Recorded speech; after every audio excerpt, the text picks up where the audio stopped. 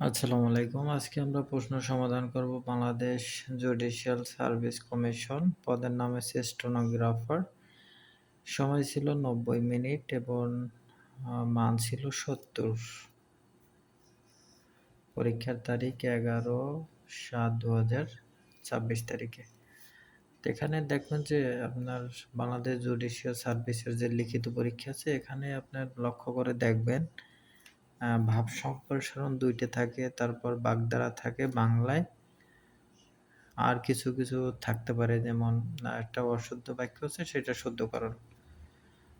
এখানে ভাব সম্প্রসারণ ছিল ডিজিটাল দক্ষতা, আজকের সাক্ষরতা, তারপর দায়িত্ববোধী নেতৃত্বের মূল শক্তি একটা লিখতে বলছে। তো আপনারা এই পদে যারা পরীক্ষা দেবেন বাংলাদেশ জুডিশিয়াল সার্ভিস কমিশনে, তারা এগুলো মেন জিনিসগুলো আগে লিখিত পরীক্ষার জন্য চর্চা করবেন। যেমন বাগধারা ছিল গড্ডলিকা প্রবাহ, অন্ধকার, অনুকরণ, তারপর আছে প্রকাশ শব্দের একটি সমার্থক শব্দ লিখুন। একটা হচ্ছে বুদ্ধি। বাংলা ভাষা পৃথিবীর অন্যতম একটি সমৃদ্ধ ভাষা, বাক্যটি শুদ্ধ করে লিখুন। বাংলা পৃথিবীর অন্যতম সমৃদ্ধ ভাষা। তারপর সন্ধি বিশেষ ছিল, তারপর ছিল বানান শুদ্ধ করে লিখুন। আকাঙ্ক্ষা, তারপর ঊর্ধ্বতন, তারপর ছিল আসলে বাংলা অনুবাদ করুন। এই ২টা থাকবে, একটা হলো ট্রান্সলেট, তারপর হচ্ছে ইংরেজি থাকবে, সেটা বাংলা করতে বলছে। তারপর থাকবে একটা প্যারাগ্রাফ, এই যে importance of justice in society, তারপর হচ্ছে মেন্টাল হেলথ ম্যাটার, তারপর ছিল অ্যান্সার দ্য ফলোইং কোয়েশ্চেন। এখানে কয়েকটা প্রশ্ন ছিল, সেগুলা যেমন এই যে একটা বাক্য, শি স্টাডিজ ইংলিশ, এটা প্রেজেন্ট পারফেক্ট কন্টিনিউয়াস টেন্সে রূপান্তর করতে বলছে। He has been studies English. তারপর ছিল নেগেটিভ, এই বাক্যটা পজিটিভ আছে, এটা নেগেটিভ করতে বলছে। তারপর ছিল কারেক্ট, মানে সেটা ইনকারেক্ট ছিল, কারেক্ট করতে বলছে। তারপর রাইট ফর্মাল ভার্ব ছিল, তারপর প্রিপজিশন ছিল একটা, উই শুড বিলিভের পরে ইন বসে। তারপর ছিল ট্রান্সলেশন, সে সত্য কথা বলতে ভয় পায় না।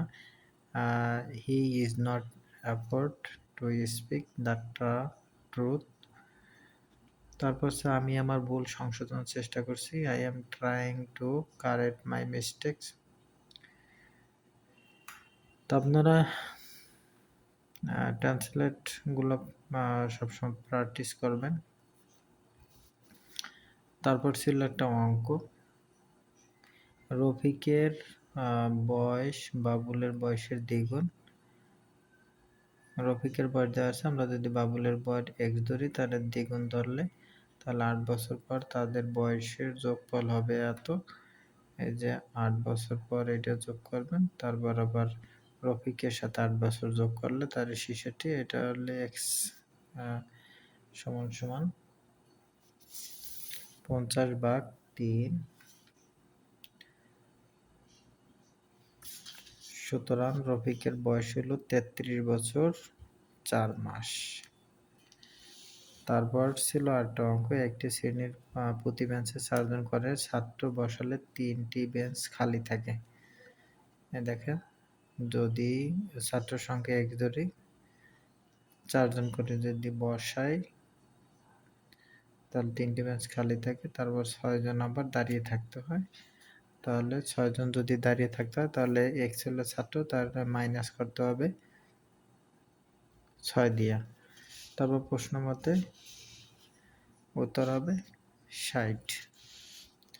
তারপর আরেকটা অঙ্ক ছিল, এক্স প্লাস 1/x=4 হলে x/x² - 3x + 1 এর মান কত?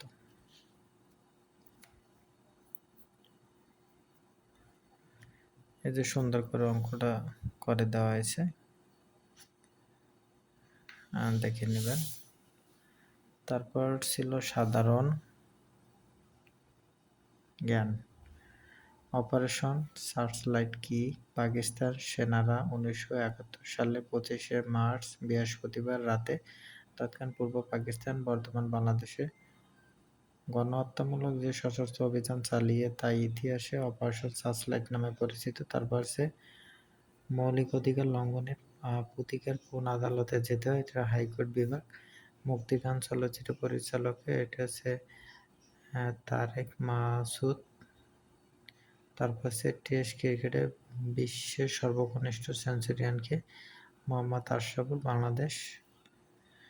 তারপর ছিল বাংলাদেশের রাষ্ট্রপতির সরকারি দপ্তরের নাম কি? এটা হচ্ছে বঙ্গভবন। বাংলাদেশের কোন নদী এশিয়ার একমাত্র মৎস্য প্রজনন কেন্দ্র? হালদা নদী।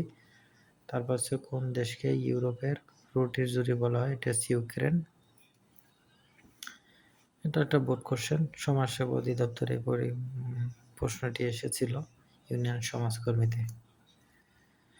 তারপর ছিল বিমস্টেকের সংস্থার সচিবরা কোথায় অবস্থিত? এটা তো ঢাকা, বাংলাদেশ। বর্তমানের মহাসচিবকে? ইন্দ্রমণি পান্ডে। আফ্রিকার কোন দেশ কখনো কোনো ইউরোপীয় শক্তি দ্বারা স্থায়ীভাবে উপনিবেশে পরিণত হয়নি? তো ইথিওপিয়া। তারপর ছিল 2026 সালে ফিফা ওয়ার্ল্ড কাপের ফাইনাল খেলা কোন মাঠে অনুষ্ঠিত হবে? এটা হচ্ছে মেটলাইফ স্টেডিয়াম, নিউ ইয়র্ক, যুক্তরাষ্ট্র। তো এই ছিল প্রশ্ন সমাধান। আপনারা জুডিশিয়ারের পরীক্ষার জন্য এই সাধারণ জ্ঞানগুলো, তারপর অঙ্ক মোটামুটি কঠিনই আসে, দুই একটা সোজা। তারপর হচ্ছে ইংরেজি ট্রান্সলেট, তারপর বাগধারা, এগুলো ভালোভাবে প্র্যাকটিস করবেন। সবাইকে অনেক ধন্যবাদ।